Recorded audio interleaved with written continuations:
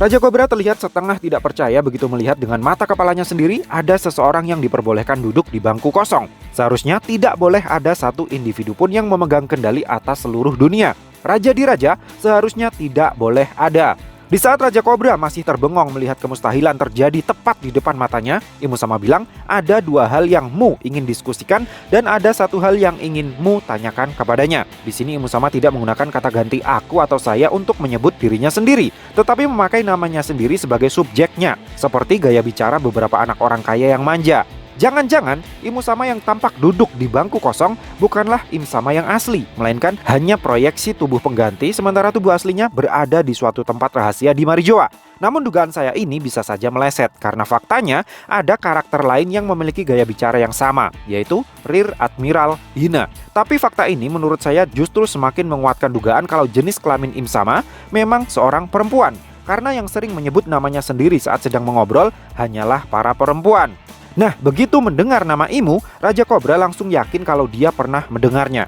Raja Kobra juga yakin kalau itu bukanlah sebuah kebetulan, di mana di antara 20 raja dan ratu pendiri pemerintah dunia, ada salah satu yang belum sempat Raja Kobra menyelesaikan perkataannya, Imu Sama sudah langsung keburu memotong dan menyuruhnya jangan main asal tebak. Setelahnya, Im Sama mulai menjawab pertanyaan Raja Kobra dari chapter sebelumnya terkait apa itu Di. Sama seperti yang sudah-sudah, Imu Sama hanya menyebutkan kalau para penyandang nama Di adalah musuh utama mereka di masa lalu. Namun para penyandang nama Di yang dalam beberapa tahun terakhir memicu berbagai kekacauan hanyalah para cangkang kosong yang gagal paham dalam memahami arti nama yang mereka sandang. Menurut Imu Sama, semua itu adalah akibat dari kesalahan yang diperbuat oleh Ratu Lili 800 tahun yang lalu. Munculnya para ilmuwan yang berusaha mempelajari tentang Void Century hingga lahirnya generasi bajak laut yang memburu Poneglyph karena berharap bisa menemukan harta karun, semuanya terjadi gara-gara Ratu Lili. Wait. Di sini Imu Sama bilang para bajak laut yang memburu Poneglyph karena berharap bisa menemukan harta karun. Jadi sebenarnya tidak ada harta karun sama sekali yang bisa ditemukan setelah memecahkan dan mengikuti kode-kode yang terenskripsi di batu-batu Poneglyph nih.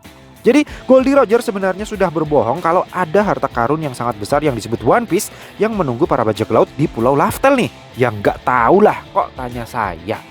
Nah, Im Sama yakin jika bukan gara-gara Ratu Lili, batu-batu Poneglyph itu tidak akan pernah tersebar ke segala penjuru dunia.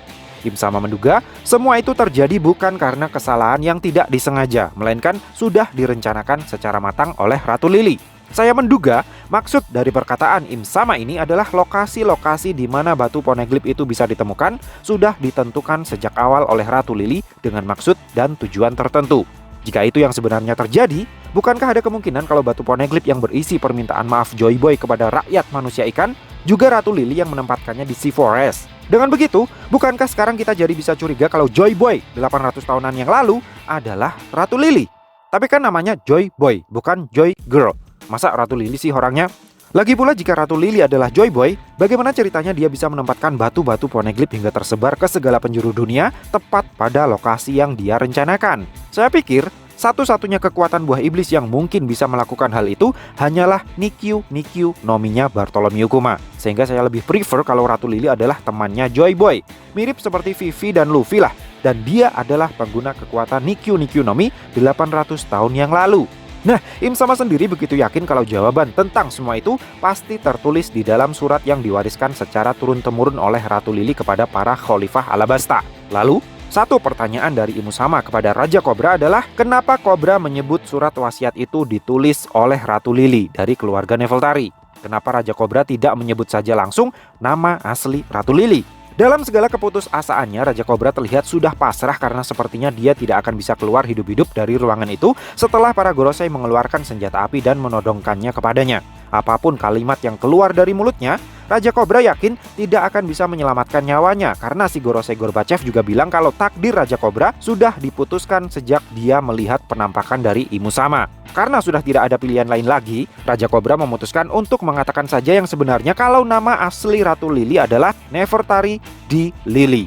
Begitu mendengar ada inisial D pada nama asli Ratu Lili, Imu Sama terlihat langsung melotot. Lalu sebuah panah bayangan tiba-tiba meluncur dengan kecepatan tinggi ke arah Raja Kobra. Anehnya, panah bayangan tersebut meluncur dari arah samping. bukan dari arah depan, tempat Imusama berada. Sehingga meskipun sangat meyakinkan kalau itu adalah jurusnya Imusama, tetapi ada kecurigaan kalau Imusama yang asli memang bukan yang sedang duduk di bangku kosong, tapi sedang bersembunyi di sisi samping tempat Raja Kobra berada.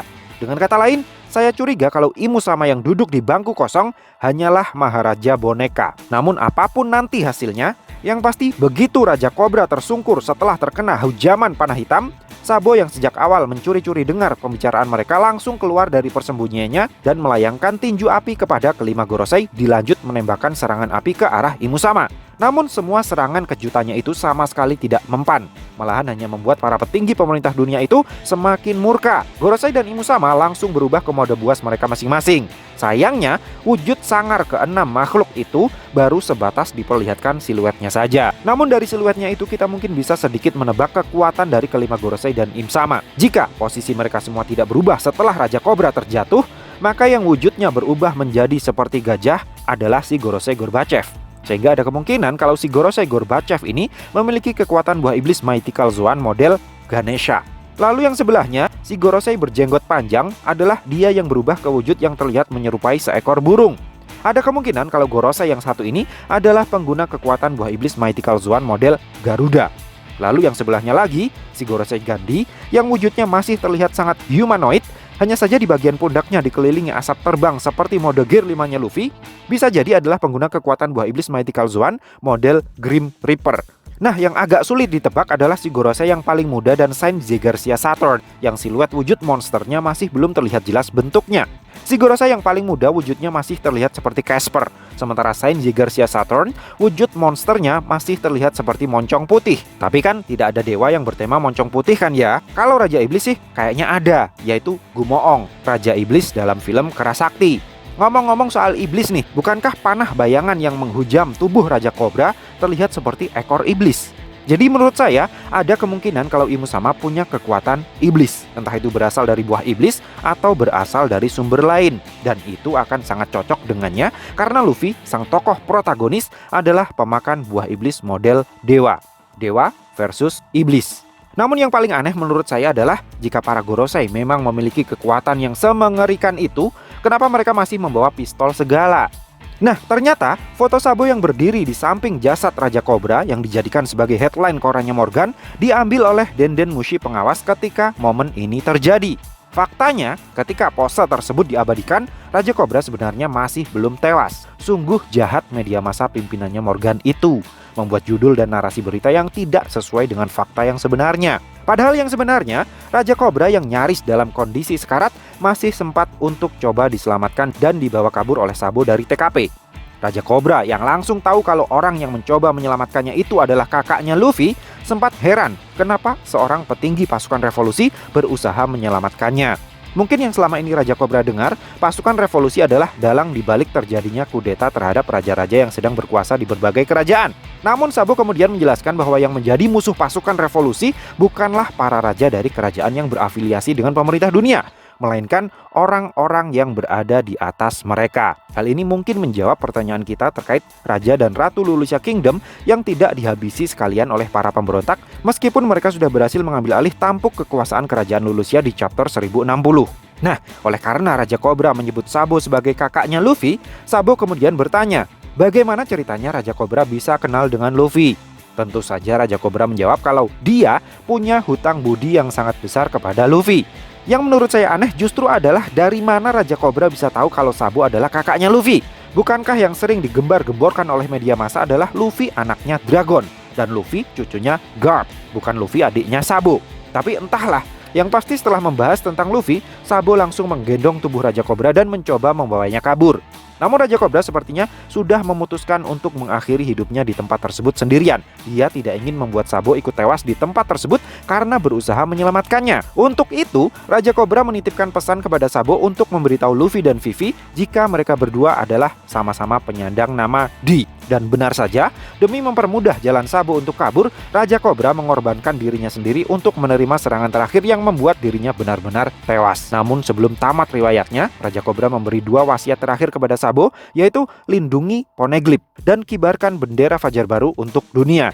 Jika dilihat dari panel ini, sepertinya orang yang mencabut nyawanya Raja Kobra adalah si Gorosei Gandhi, bukan panah bayangannya Imusama. Dan Wapol adalah saksi mata atas kasus tersebut, karena posisi lobang di dinding tempat Wapol mengintip tepat berada di depan jasad Raja Kobra. Begitu menyadari ada sebuah tragedi berdarah terjadi tepat di depan matanya, Wapol langsung sadar kalau dia sudah melihat sesuatu yang seharusnya tidak boleh dia lihat sepanjang hidupnya. Oleh karena itu, dia yakin bakalan menjadi target eliminasi selanjutnya oleh pemerintah dunia. Wapol pun langsung lari kesetanan meninggalkan TKP menuju ke tempat yang sejauh mungkin dengan secepat mungkin.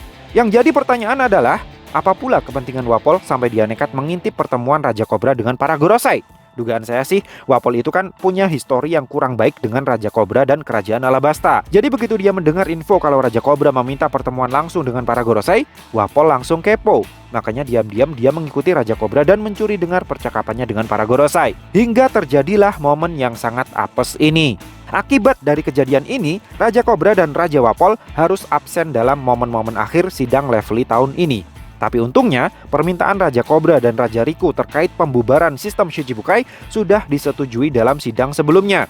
Sampai di momen ini, masih belum ada petunjuk tentang alasan kenapa Sabo bisa tiba-tiba berada di kerajaan Lulusia.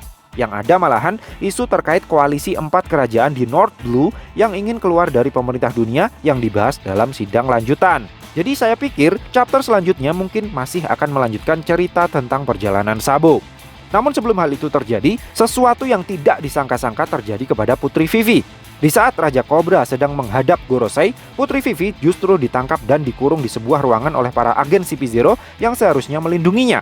Entah siapa yang menyuruh para agen CP0 ini menangkap dan mengurung Putri Vivi.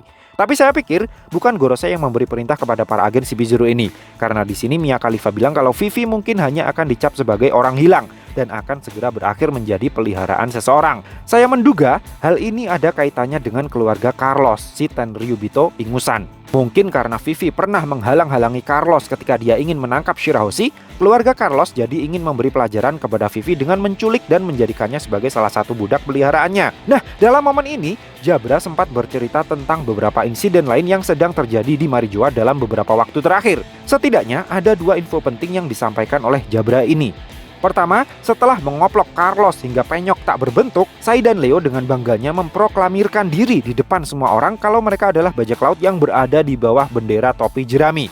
Hal itu membuat suasana di Plaza Marijoa menjadi kacau dan memanas. Kedua, Admiral Fujitora ketahuan membantu para budak yang dibebaskan oleh para komandan pasukan revolusi untuk melarikan diri. Hal itu membuat dirinya terlibat bentrok dengan Admiral Green Bull yang tidak setuju dengan apa yang sudah Fujitora lakukan. Tapi sepertinya Green Bull gagal mencegah kaburnya para budak itu karena tidak berhasil menembus pertahanan Fujitora. Hal ini semakin mengukuhkan posisi Admiral Green Bull sebagai Raja Blunder di Liga Primer. Mungkin karena merasa sudah gagal menghentikan para komandan pasukan revolusi dan gagal mencegah para budak kabur, Green Bull ingin menebus kesalahannya dengan datang ke negeri Wano untuk menangkap kelompok topi jerami. Tapi ujung-ujungnya dia masih gagal juga gara-gara ada Akagami di sana. Sungguh admiral yang sangat malang. Meski begitu, nasib Fujitora mungkin saat ini jauh lebih malang ketimbang Admiral Green Bull. Coba bayangkan deh, Fujitora dengan sengaja membantu para budaknya Tenryubito untuk bebas melarikan diri. Oke, mungkin dia bisa menjadikan kebutaannya sebagai alasan kalau dia tidak bisa membedakan mana yang budak, mana yang bukan. Jadi semuanya dia bantu untuk kabur. Tapi apakah para Tenryubito akan peduli dengan alasan semacam itu? Sekali berani bertindak melawan kepentingan Tenryubito, maka nasib Fujitora bisa saja langsung berbalik 180 derajat dari yang semula admiral langsung dicap sebagai pengkhianat. Jangan-jangan tubuh babak belur Fujitora yang bisa kita lihat di manga One Piece chapter 957 ini bukanlah akibat bentrok dengan para komandan pasukan revolusi, melainkan akibat adu koplok dengan Admiral Green Bull. Dan kemungkinan yang lebih ekstrim lagi, di chapter 957 ini Fujitora bukanlah sedang mengejar Sai dan Leo seperti dugaan saya sebelumnya, tapi dia justru yang sedang dikejar-kejar oleh angkatan laut. Entahlah. Namun petugas partai yang nasibnya malang tidak hanya Green Bull seorang. Jabra dan para agen CP0 yang mengurung Putri Vivi juga bernasib sangat malang. Siapa sangka Wapol yang lari kesetanan meninggalkan ruang tahta kosong berlari tegak lurus dengan menjebol dinding demi dinding yang ada di depannya, di mana salah satunya adalah dinding ruangan tempat Putri Vivi disandra. Karena kejadiannya berlangsung sangat cepat, para agen CP0 baru ngeh kalau Putri Vivi ternyata berhasil kabur dengan menebeng kepada Wapol setelah Wapol meninggalkan mereka cukup jauh. Dan ternyata inilah yang sebenarnya terjadi kenapa Wapol dan Vivi bisa sama-sama berakhir di kantornya Morgans di chapter 1074. Yang menarik adalah jika Wapol adalah saksi hidup atas semua yang terjadi terhadap Raja Kobra dan dia saat ini ada di kantornya Morgans, kenapa Morgans masih menulis berita yang isinya Sabo membunuh Raja Kobra, bukan Gorosei yang membunuh Raja Kobra? Apakah Morgans juga takut kalau medianya akan dibredel oleh pemerintah jika dia memberitakan yang sesungguhnya terjadi? Ataukah Morgans punya agenda lain? Nah, begitu melihat Wapol dan Vivi kabur bersama, sang putri Cinderella, istrinya Wapol, langsung shock berat karena menyangka kalau Wapol kawin lari bersama dengan putri Vivi. Itu adalah adegan yang menurut saya paling greget sih yang terjadi di chapter 1085 ini. Secara keseluruhan, chapter kali ini sekali lagi jauh melampaui ekspektasi. Saya kasih rating sempurna untuk chapter 1085 ini. So, piye menurutmu Cah? Terima kasih sudah mampir ke channel kami. Jangan lupa like, share, dan subscribe jika menurut kalian video kami cukup menarik untuk ditonton. Sampai ketemu lagi dalam video kami yang berikutnya, and matur nuwun.